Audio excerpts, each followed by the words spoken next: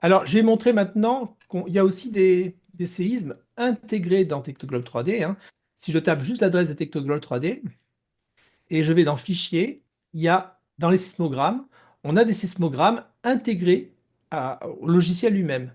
Notamment un qui est très utilisé en première spécialité, c'est Pérou-Équateur.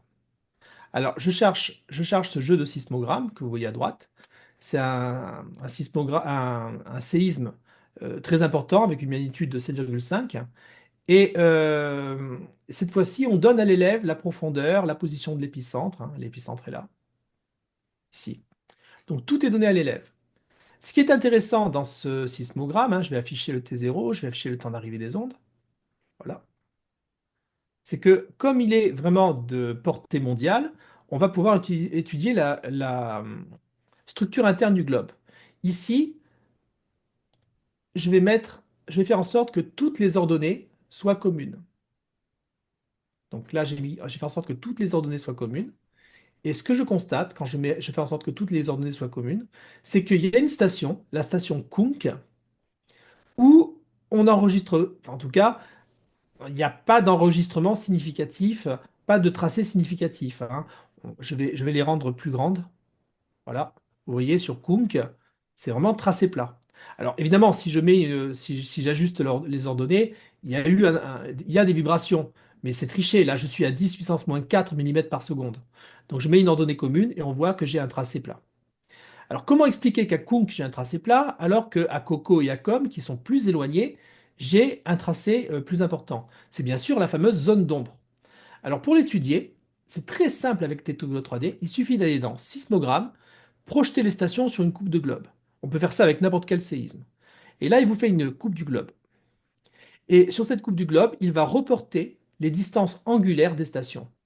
Par exemple, Kunk est à une distance angulaire de 164 degrés, donc il le met à 164 degrés du cercle. Donc il projette les stations sur une coupe du globe, voilà, et il va tracer les raies sismiques en partant du modèle de vitesse PREM. Alors on peut changer le modèle de vitesse dans les menus, hein, on peut mettre AK135, ça ne change pas grand-chose, hein, je vais mettre AK135 pour faire joli, voilà. On peut changer de modèle de vitesse. Donc on a un modèle de vitesse qui donne la vitesse des ondes P et des ondes S en fonction de la profondeur, qui est le modèle AK135 ou le modèle PREM, comme vous préférez. Voilà. Et à partir de ce modèle de vitesse, il va calculer le trajet des raies sismiques. Alors, je sais qu'on a la chance d'avoir un prof de physique. En fait, ce que fait le logiciel, c'est que pour chaque tranche de profondeur, il fait progresser le ray sismique et il applique la loi de Snell-Descartes. C'est-à-dire N1 sinus I1 égale N2 sinus I2. Euh, Comment dire?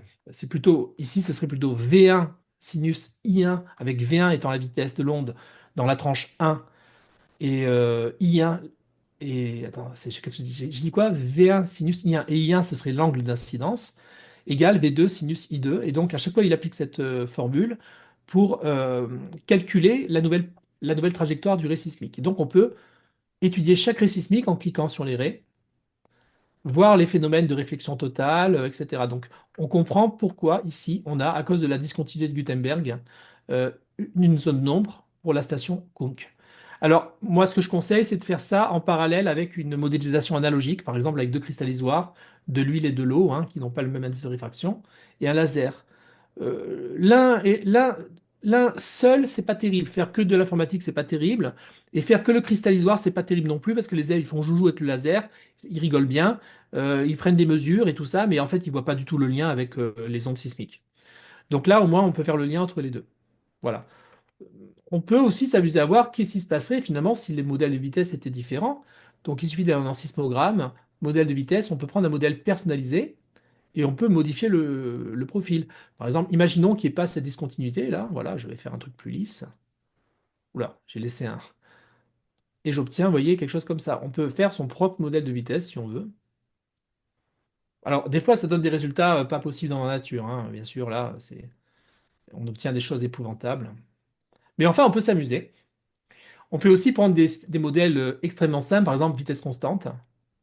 Voilà, si la vitesse était constante dans le globe, ce qu'on aurait, ou si la vitesse ne faisait qu'augmenter de manière progressive avec la profondeur. On aurait une déviation, mais on n'aura pas de zone d'ombre.